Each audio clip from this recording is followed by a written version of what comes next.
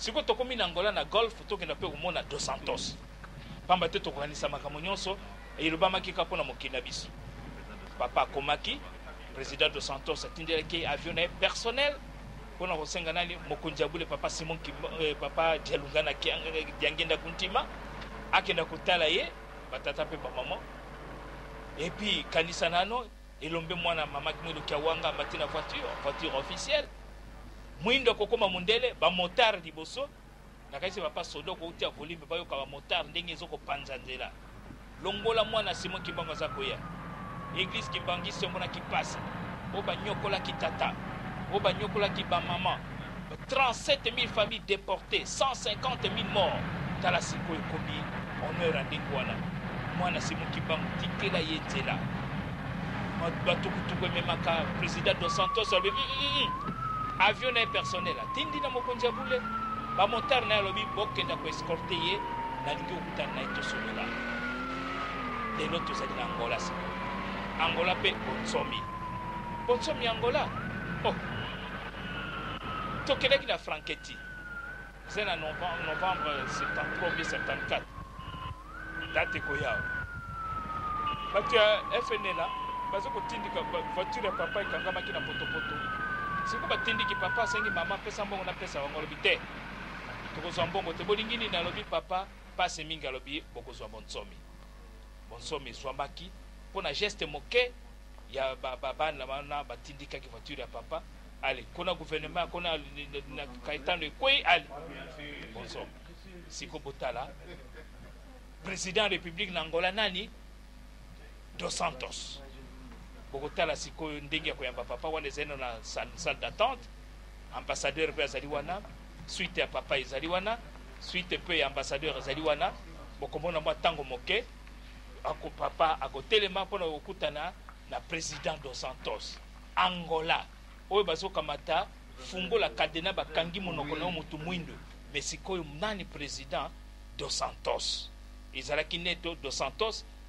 tala ye wana sikoyo président Dos Santos na papa akopesa ye mbote totiki bino boyoka nano ambiance wana papa matisila bango volume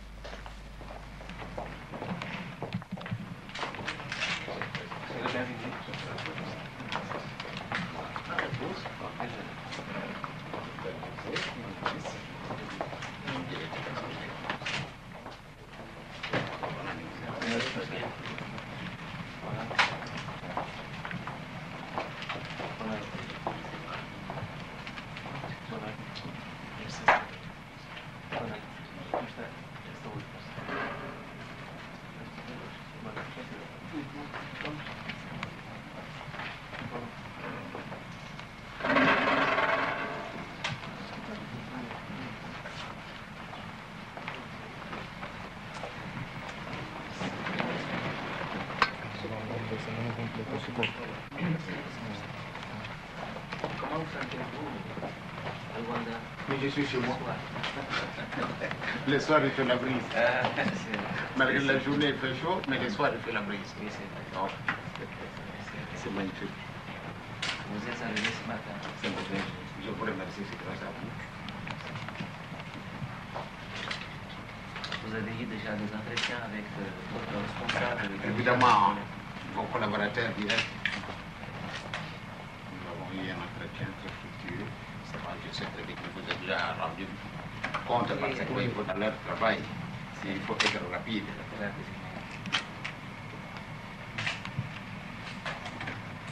Et comment vous trouvez la communauté? Très bien. Malgré que je ne suis pas encore rentré en profondeur avec eux, mais je pense bien que le petit moment que nous avons eu semble être très important, très intéressant. On dirait qu'ils n'ont rien à me reprocher, ni moi non plus. Ni au gouvernement, j'espère. Ah non, ils n'ont aucun problème avec le gouvernement. Ils vivent vraiment dans la paix absolue.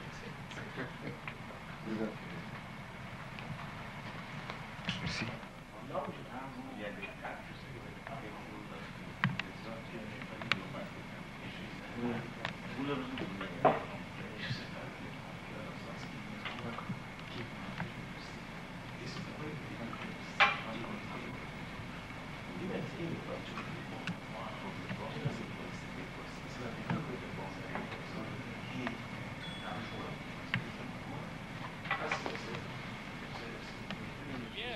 ntango wana bato nyonso babimi batikali kaka président bango mibale baza kosolola oyo basuite baza komelaka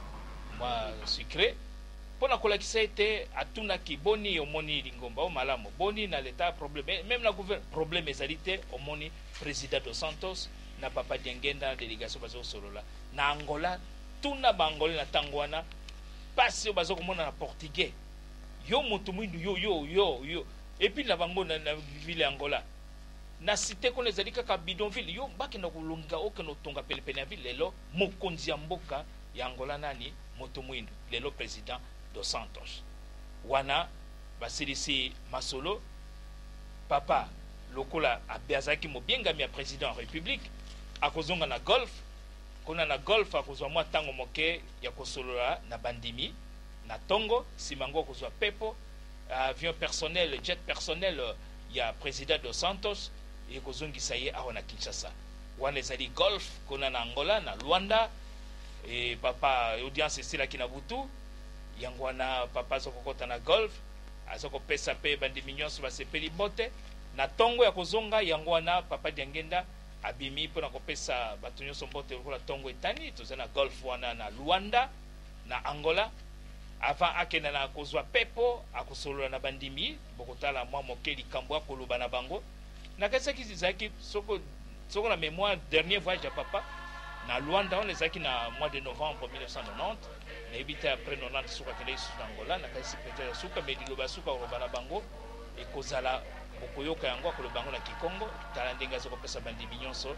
mbote mais siko na tongo nyonso il faut akenda mpe na ministère ya culture epe na Ana Maria mpona kotala bokoko na bango donc ezali musée moko ya bokoko oyo ya banani ya baangolais omoni kuna bazali na musée mobimba anthropologique oyo elakisi histoire bokoko ya peuple angolais malamu mpe biso tozali na yango awa ezali esika moko ya monene bainvitaki papa akende otala babeti mpe bamiziki basikulu na bango wana ezali ville ya Luanda papa akei kuna toujours motorisé bamotard baza komema ye pamba te mwana Simon Kimbangu papa Diengenda kuntima mokonzi ya bule et il faut basécuriser ye pamba te tatana ya moni pasi mingi e mwanani ya solo ke nzambe akosaka te mwindo okoma mundele okoma mwindo yoka bamotard ndenge ezokopanza nzela parmi bamotard mwana mwasi azali wana koyeba te azali mwana mwasi mais soki aza kopanzela nzela mais okondima te tozali na Angola tozali na Luanda tokeko na musée ya anthropologie esika mama oyo ayaka na nkamba mpe mama Ana Maria akoyamba papa na groupe nyonso ya bakonzi na ministre affaires étrangères azalaki penepene ya papa ti aye kotika na avion bokolanda mpe interview papa akordaki na la presse angolaise na aéroport ya Luanda mwindu akokoma mundele akokoma mwindu Simon Kimbangu akosaki te indépendance makukwa matatu le 3 Congo yango ndeke mokili mobimba Simon Kimbangu amonelaki biso nyonso patala ye wana na mama Ana Maria na ministre ya culture na ministre ya affaires étrangères oyo azalaki nzinga na papa ti aye kotika ye wana ministre ya affaires étrangères ti atika wana ambassadeur omona ezali esika moko ya bokoko biso tolinga koyoka bokoko te meme nzambe tolinga nzambe ya bakoko te meme histoire ya bakoko tolingi yango te kaka ya poto ya Belgique ya Espagne ndenge nini tokokoyeba solo esika likambo ya tata nzambe ezali mpe misala ya tata nzambe ndenge ekosalema batata mpe bamama malamu totia nzambe na esika na ye tola nano ambiance na maloba ya mama Ana Maria kona na miso ya anthropologie to bokoko ya peuple angolais.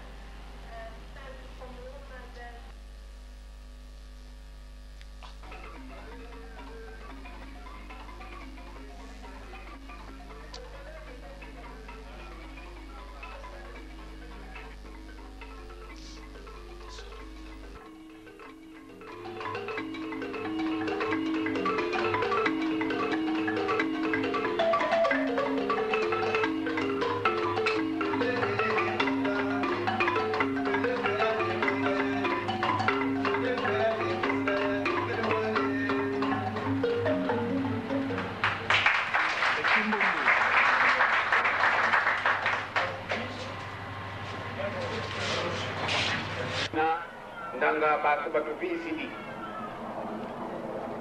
bamwini esaluki tusalaga tunulombele batata yebo mama beto batu baluvuvavu beto batu baluvuvavu nzambi buna ukayisa kuvanza ukafila mfumu Yesu bambasi bawo kusuno nkembo ganza luvuvavu ubuhulu kinyina kongola mujamuda luvumu lukondolo beto babingi vyotu tena mudibundo twamana kala ngindu ya imosi kampasiko luvuvavu lukotele mukwangola idi adudo badutangiri kana nzambi bonto butuwili kwa tuba feti mambo mayetele zono muna yoe beto bana tukala yitima wa umosi nutuma kulwa ndanga mpaka fetu nisira jo kabulu mwana bo baba wele kwani bena bilo kalukadira ka kibuita na bombi beto bana tukala kanga tuba mote bana tufuka mambo tunobela esevre nzatu wili sabu geto lufron toji bala kontra monsiangola kasi ka kupikila ko mambo maikoba bobo bantu ba wonso no kuvu kwa beno ekitin soni ki wonda kon zambe no kuna ko woni soni pasa kuna lumo ne kala mo ni tizoko bantu watu sidi de fugu bamwini ko bakibangise batu wango simo mfunu kaba kuna gangi mambimiko masumu mena kansi mumona ko ekala kimbangise bukaga ikali mone kako ebe moni bugabuna ntimami kiesi kadi mwini fo bantu bato visidi bona lukala ko naka fo prabala to mawiza na bona lufuka mamakaga ale angole ya gonzo nombe yuvuva mani kwani pele nene diabo bantu bato sidi de vuvu sempre bantu bato sidi de vuvu bago to mende mona kontumutele kama mfundumu kimoski kon leda wonu ki kibo be mfunzansi bafutu bakengidu babakavyo kizi bakakono mono ngiza e mawonso no mabawu e bubu fyo sidi sibizu kumbaka ngere dia dewri kami mam de to bila kan ngutela de to bila kan e bo kine ko kesi ko idia dio sempre nella chiesa che vieni con un sacerdote balendo lo kutovisa mutu andondo kwa ikatuka talampasi mundoya mimba zote mu Afrika niko wizidi ufoku na kutuwa na kutakala mamu mabatasomu muteleviziyo musonga badobe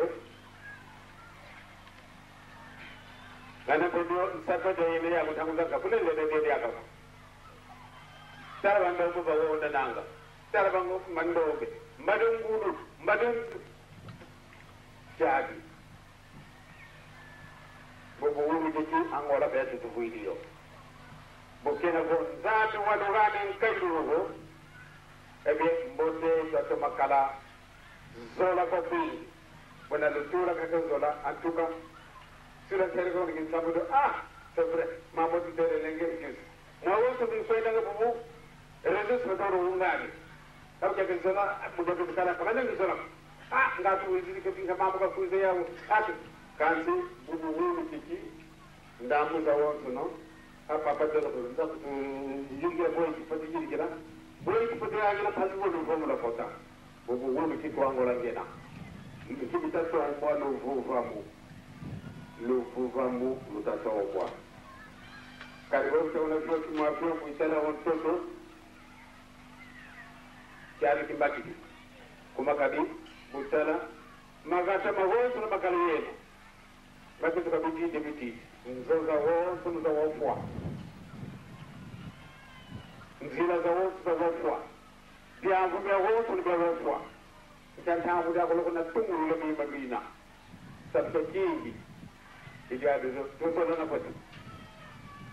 zola lulu ni siku sadilamio salami sado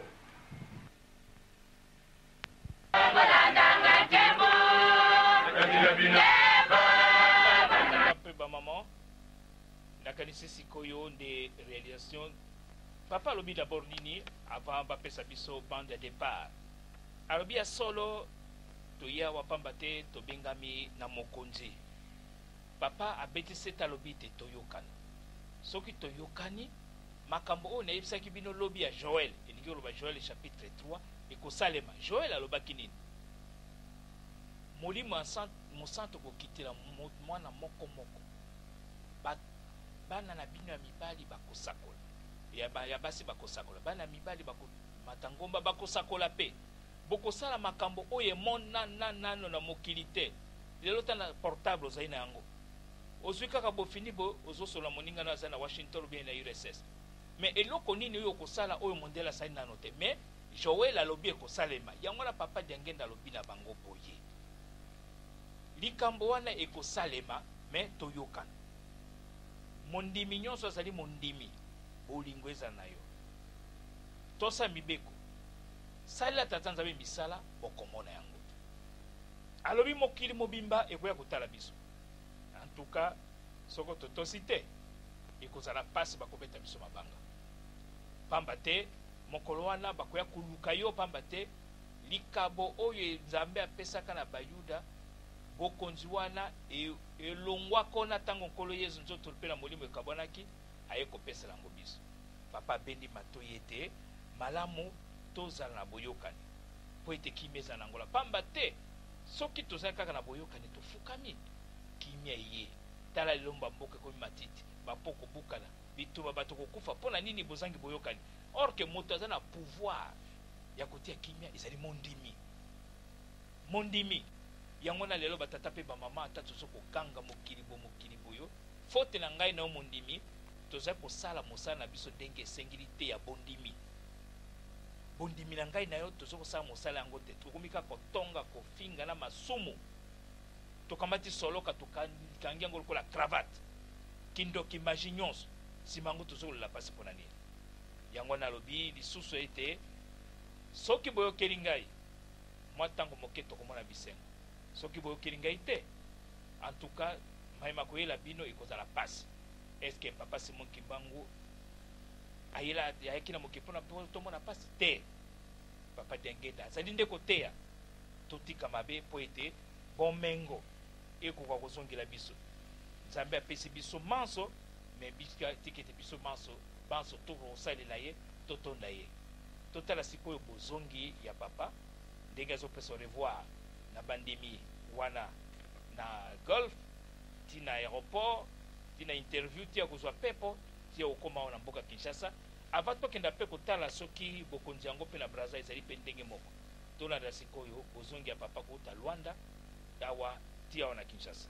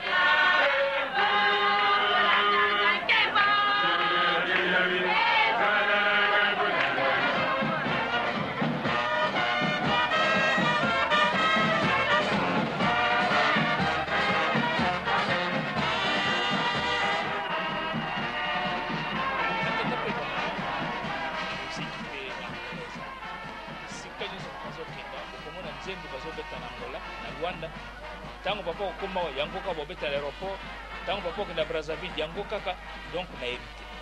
lelo papa alingi kotika golf kona na Luanda pona koya na aéroport lelo basuka lobaki ete soko otali bililingi na télévision na poto ndenge balakisaka Afrique na mawa kaka bibembe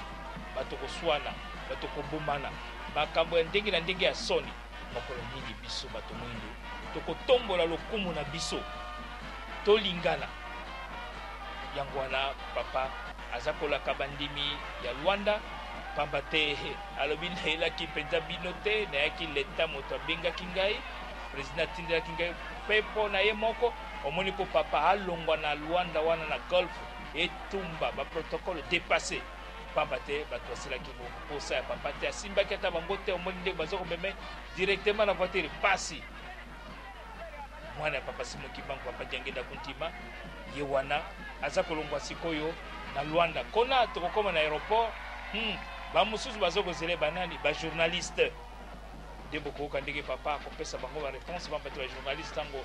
bamosala bango lokola papa azalaki invité ya gouvernement invité ya président ya république il faut batune oyelaki nini na makambo nyonso ya politike na ya nini nyonso oyo bajournaliste bazalaka makambo kotika te bazwaki mpenza papa ntango okomona mwana mbengo ndenge tata pekepeke aza koloba baréponse nini aza kopesa wana sikoyo papa atiki golf nakati ezalaki voyage na ya suka à moins que na mémoire na ngai ebosana te ezalaki na novembre 90 pamba te na ba 91 abimaki lisusu te ye wana aza kotika golf soka nde au revoir batikaki komona ye wana nde suka pamba te atikaki biso na 92 na 91 mobimba ezalaki mpasi basurveillant omoni bana nyonso ya quartier nani wana mwana Simon Kimbangu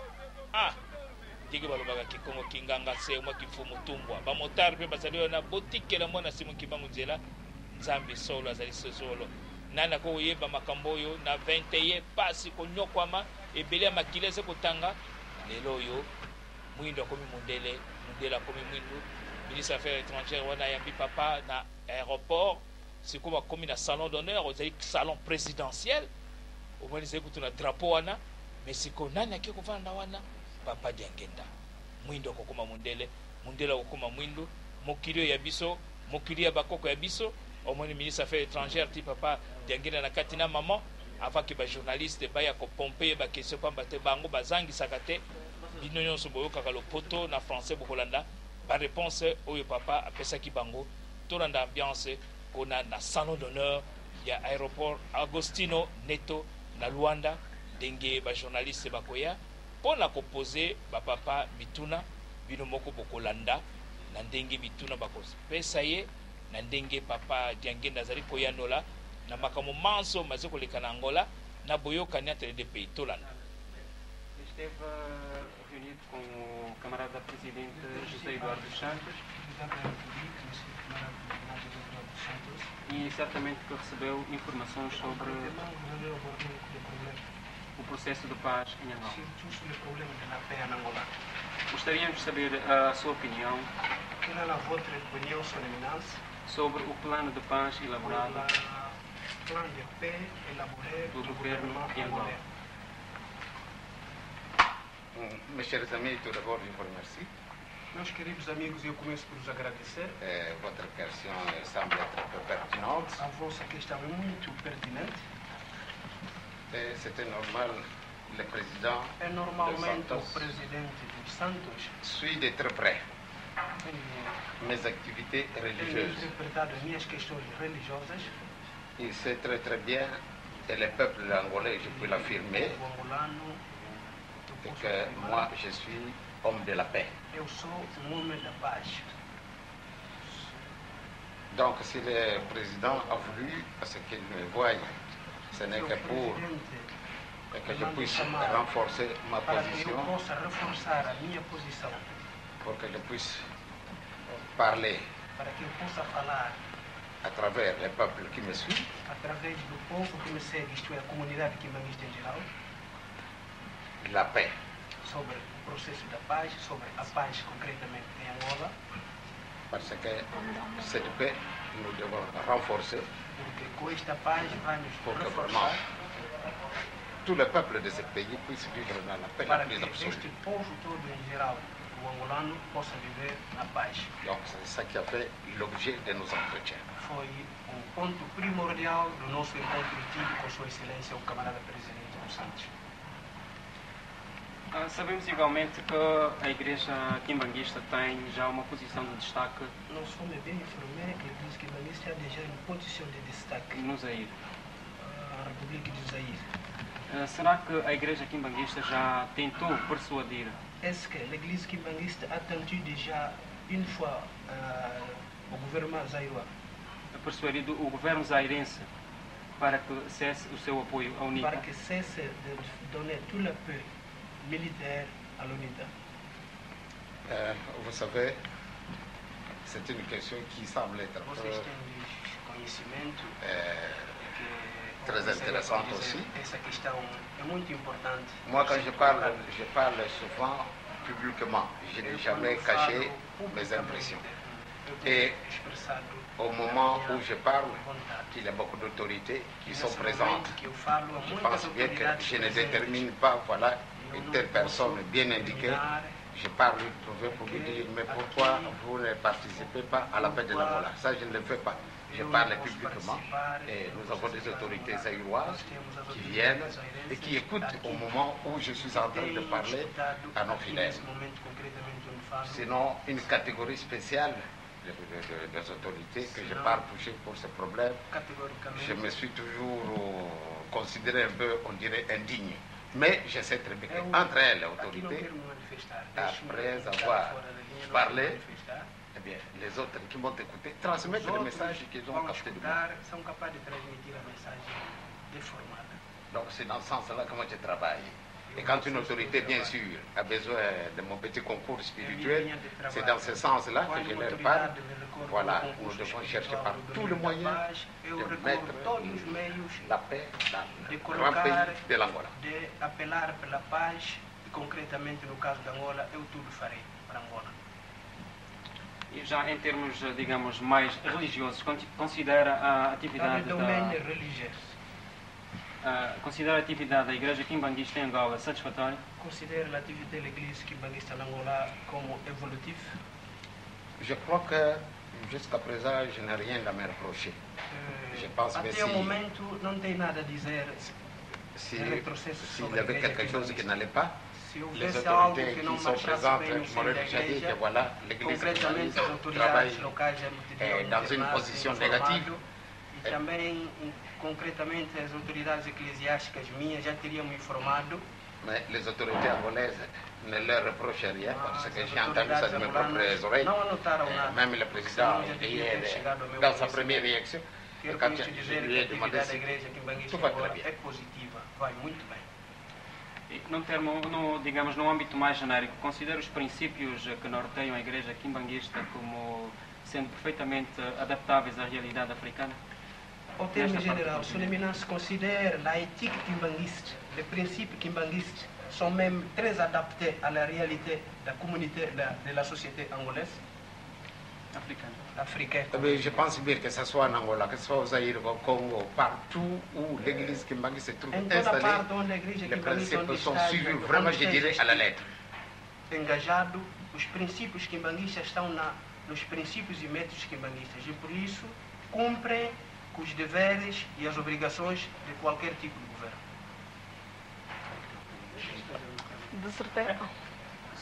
Sua Eminência, a Igreja Kimbanguista é a primeira igreja africana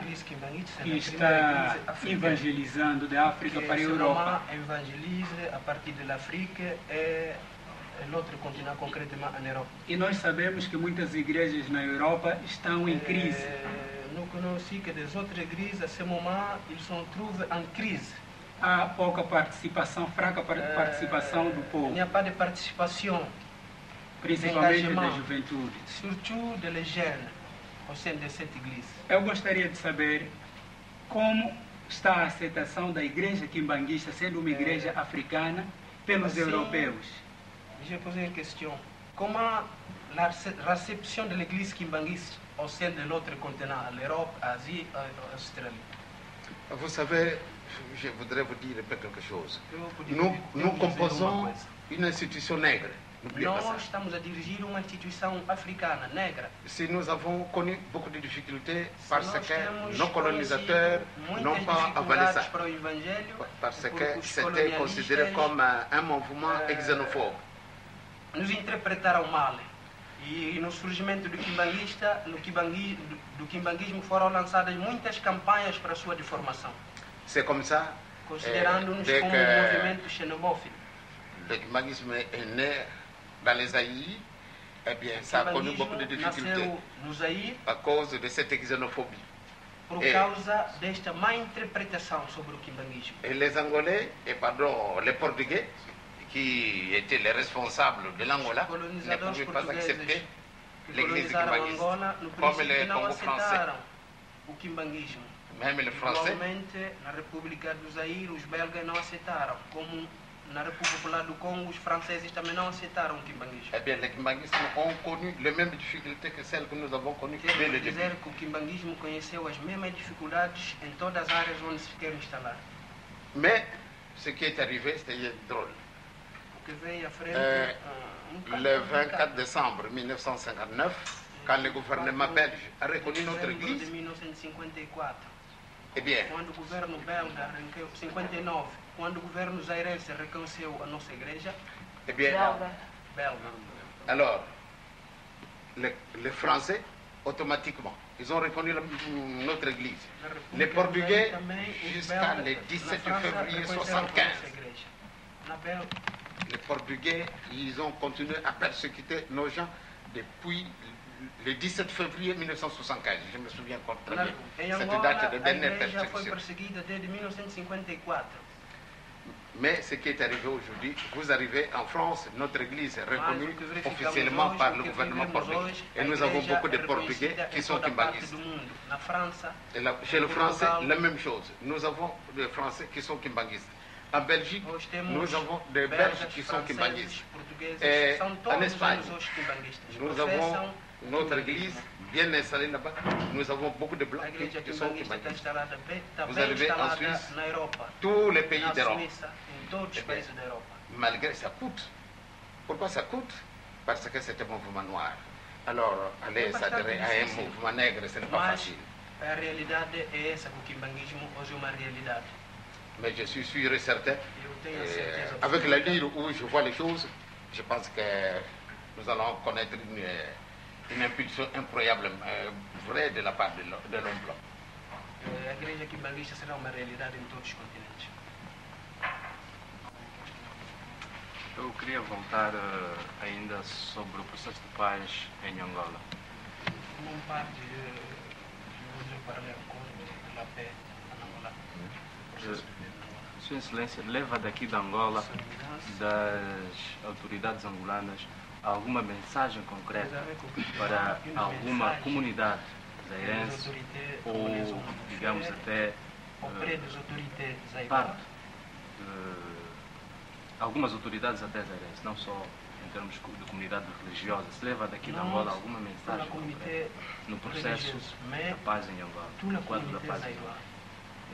Qu'est-ce que vous avez dit à la République de Zaïre pour cet engagement? C'est-à-dire, je ne voudrais pas déborder mes limites.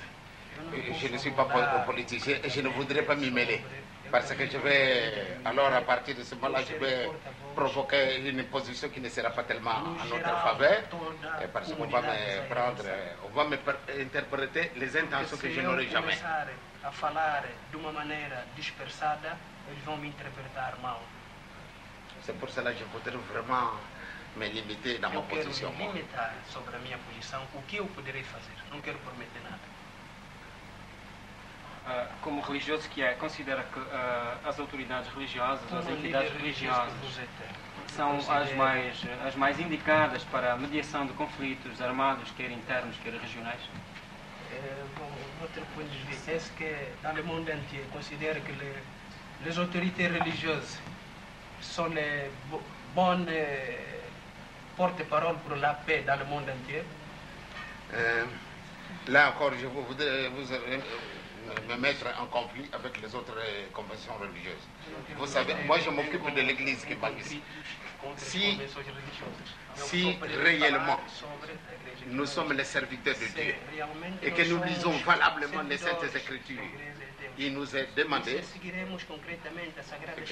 c'est nous autres, puisque nous prétendons être les serviteurs de Dieu, le Christ vient au monde, les anges viennent demander de prévenir aux bergers pour leur dire, et bien voilà, le Messie est né et il nous apporte la paix. Donc, nous devons parler, nous tous, un même langage. En tant que chrétien, en tant que responsable de l'œuvre que Dieu a bien voulu nous accorder, et nous confier.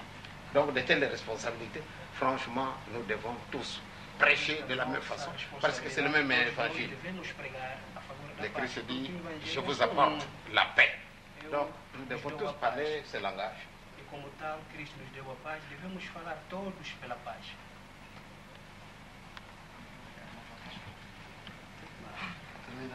Se convocassem aqui.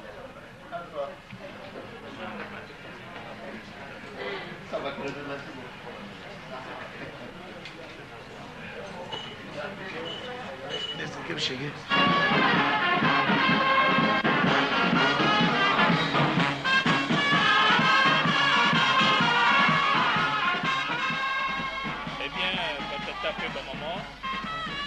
Papa alongina na salon d'honneur abimili banda mpona kopesa bandimi oyo bakimbakimbangu banda golf te aéroport mbote epuis ye moko akoyebisa nzembo parceke ntango wana yima wewe nde ezalaki alapa nzembo wana ye moko yoaka lokito ye moko bapadi ya ngenda abosani na baautorité ye mpona koyebisa miziki ekotele na makila aza kodirige aza kopesa banote.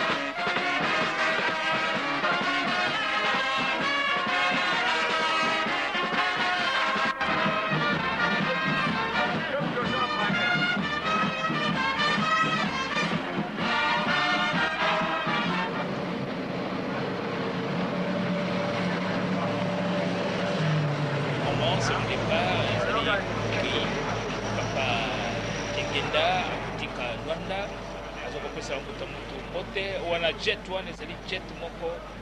ya ye moko mei président dos Santos eza na kati donc kitoko na ndenge wana mais atindi yango api atindaki yango na Kinshasa ezwa papa diangenda chez spirituel kimbongisa mpe ezongisa ye mais ntango tokokoma mpe na Kinshasa okomona mpe jet mosusu te kasi bateau présidentiel le 5 février au président Sassou atindaki mpe kozwa papa diangenda na délégation conseil public des églises donc makambo nyonso baza kokenda ndenge papa Simon Kimbongo alobaki mwindo akokoma mundele mundele akokoma mwindo mokolo ya liboso tokomaka na 75 na mois de février na Angola na décédis au président Mobutu apesaka église po tokenda mpona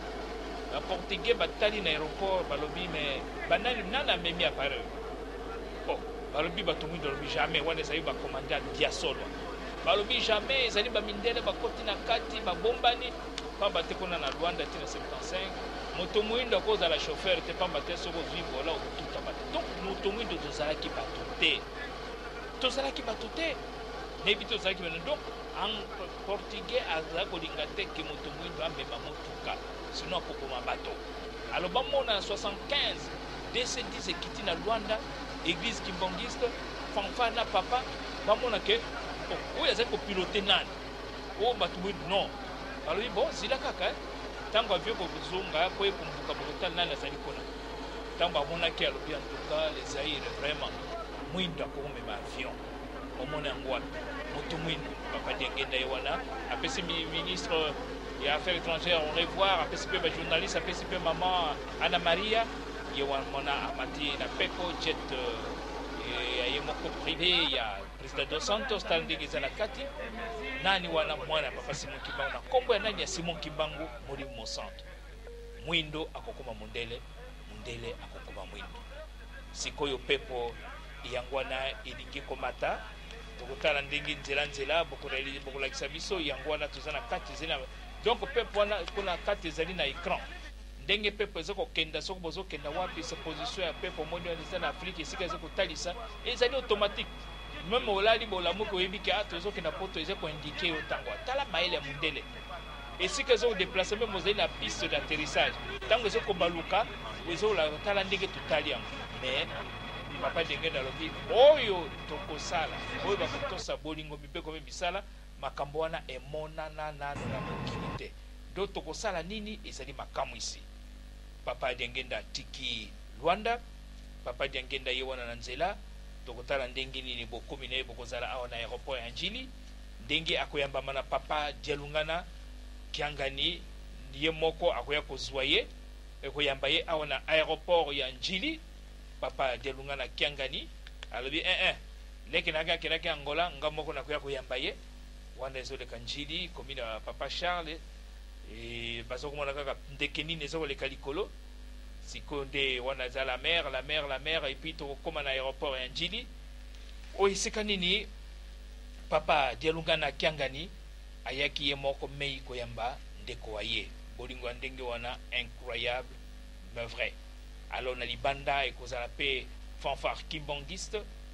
na bato nde bayambaki ye ti tokotaki na centre d'accueil wana pepo ebandi kokita fleuve Congo yango wana Njili Masina yango wana pepo ya président dos Santos ezongisi mwana ya papa Simon Kimbangu nyonso na 21 na bakoko na biso amonaki pasi nana kokanisa 15 jours makamba ndenge oyo ekozala mwindo okokoma mundele okoma mwindo pilote moto mwindo président moto mwindo cardinal moto mwindo monseigneur moto mwindo nani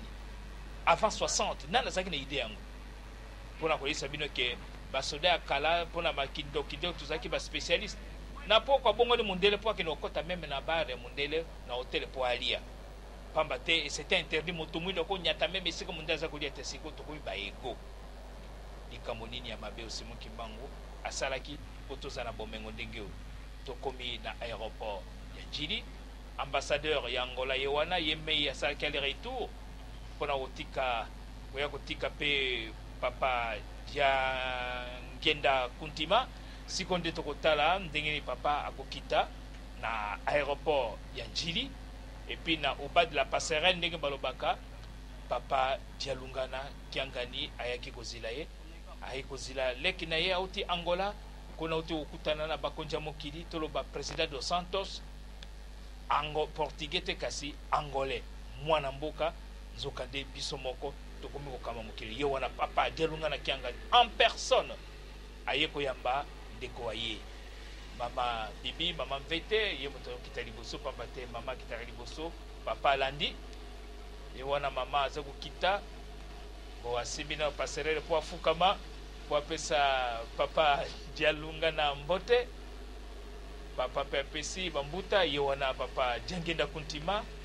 elombe mobali akiti aza kopesa bapilote mbote moni bapilote bato mwindo nsima ngonde akopesa ndeko na ye mbote papa Dialungana bakoyamba mapolo bate leke oye akulutu boni bango wana na aéroport ya Njili mpona kotonda tata nzambe ndenge nini abateli papa Diangenda chef spirituel maître morceau wana aza kokita papa te tokendaki mpe na ye na papa banso oyo tozalaki na bango papa sikoyo bazokende na salon d'honneur directement tokenda libanda esika nini fanfare eza kozila na bandi baza kozila mpona kopesa mokonzi ya bule papa yambi outi na mokili ya président dos Santos bakonzi ya leto bazalaki wana mpe bazali kopesa papa mbote kaka na aéroport ya Njili mwindo kokoma mundele mundele kokoma mwindo Simon Kimbangu lobelaki yango wana mona de la ville pe azali wana tango nazalaki na de la ville te na bandimi mosusu bakotaki kona tomoni na papa Kalonzo pe namoni ekona bango banso baye kozila papa na kati ya aéroport epi libanda nde tokobima kona toleki salon d'honneur tiko na libanda esika nini baike ya bato baye kozila papa po ete bamema ye fanfare kimbangiste en forme omboka nkamba ezali kobeta po ete bayamba papa ba motard pe ya garde civile ezali wana bandimi pe ya angolais bayaki na bafleur mpona koloba papa merci mingi outi Angola wana omoni batia ya garde civile bango bamotard na bango nde komema Mokonzi Abule ti wapi ti na centre d'accueil Kimbangiste epuis nde ya mbisa tokotala ndenge nini Mokonzi Abule akokenda sikoyo bakokwa matatu touti RDC touti Angola sikoyo fo kotala pe République du Congo tango na République populaire du Congo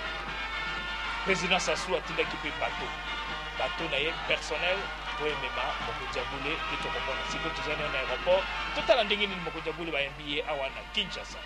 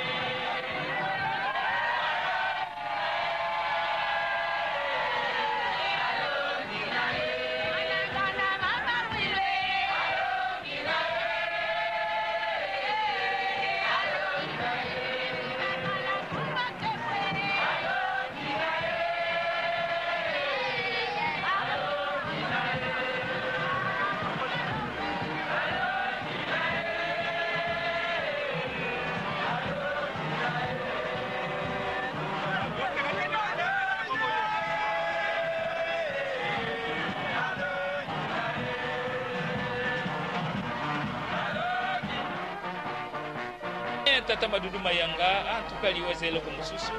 asi akufika kayewala papa Nyangenda asatiki biso kasi na bililingi documentation zeloko moko munene makambo malikaki na 1986 il y a 20 ans tala tozali komona makambo malikaki na 1991 tozali komona makambo malikaki na 1985 tozali komona mpona kolakisa bino ke mindele mabe ezali kasi magie na bango ya film ezeloko moko ya kitoko makambo eleka kala wana ezali bamotare ya garde civile bazali mpe koescorte papa bisika nyonso tobandaki na Angola tomoni yango awa tomoni yango e na Brazzaville kozala tokomona mpe yango na mwa ntango moke po tosiza tranche na biso lobi mpe bozanga tranche ya biso mosusu te oyo ekouta na Brazzaville ti tokenda na mboka ya Gamboma makambo nini balekaki nzela okomona ndako ya Nzambe mpe oyo bachoral se batongaki yango na sanza moko ndako ya Nzambe mpe na baone ya bapigme wana ezali makambo ya lobi lelo ezoloba kaka na biso ete totala na bozongi ya Mokonzi Abule awa na mboka kin epuis ndenge mpe akozwa masuwa mpona kokenda ngambo ya ebale wana tala nzela nyonso boulevard nyonso envahi par les kimbongistes po baye koloba papa oye bolamu papa merci mingi outi na mokili ya Dos Santos portugais te kasi moto mwindo pamba te mwindo akokoma mondele akokoma mwindo boulevard lumumba nyonso ezalaki ya bakimbangiste na bakimbangiste bamotard ya garde civile ezali koescorte mwana papa Simon Kimbangu tiangenda kotima malgré kofingama malgré kotiolama ye akofikaka na liloba ya tata Nzambe na monoko na ye ya mbongwana ya bolingo libeko mpe misala siko cortège ezokenda ti na kokoma na centre d'accueil esika nini bandimi baike bazalaki mpe Mokonzi Abule nyonso wana ezali kolakisa ete mbongwana ya solo ke tata Simon Kimbangu makambo alobaki eza komona abi bokomona bamaladi mosusu emonana nao na mokili te lelo sida okomona ntango ezali koya bana mike bakotosa lisusu baboti te lelo tozali komona différence nini na makambo ya lobaki na otozo komona siko tokoti na centre d'accueil kimbongiste, salle de conférence, kuna na suka studio organisera golf organisa centre d'accueil, bato nyonso basepeli mpona komona ete mokonzi Abule azongeli bango kouta na mokili ya président Dos Santos, président ya république angolaise. Bato nyonso mokonzi Abule aza koleka bafukami en guise ya respect pamba te bayebi nzambe katikati na bato moto azali nani, moto azali nzambe. Mpona te maloba émission ya lobi te oyo papa makambo alobaki na gamboma lobi nde bokolanda yango, borate yango te. Nakanisi bokolanda bino moko tokomi awa na résidence chez nous esika nini bagarde civile basi bakomi mpona kopesi losako ya suka na mokonzi Abule ava bazonga na garnison na bango. Papa akomi touti Angola tokomi na mboka biso esika nini bakibangiste bazali kozela biso esika nini mpe baservice ya sécurité baescortaki mokonzi Abule ndenge esalaki na Angola ndenge mpe esalemi awa. Tozali donc awa koreki mpe azalaki wana mpona kopesa papa yambi papa auti Angola nde na mbisa siko tozwa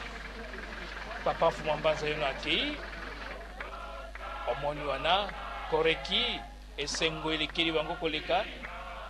mpona bokomi bozongi kwa papa Diangenda kouta Angola esika nini mokonzi ya mokili wana président Dos Santos abengaki ye mwindu akokoma mondele akokoma mwindu. Manso wana ezali nzambe moto alingaki boyo.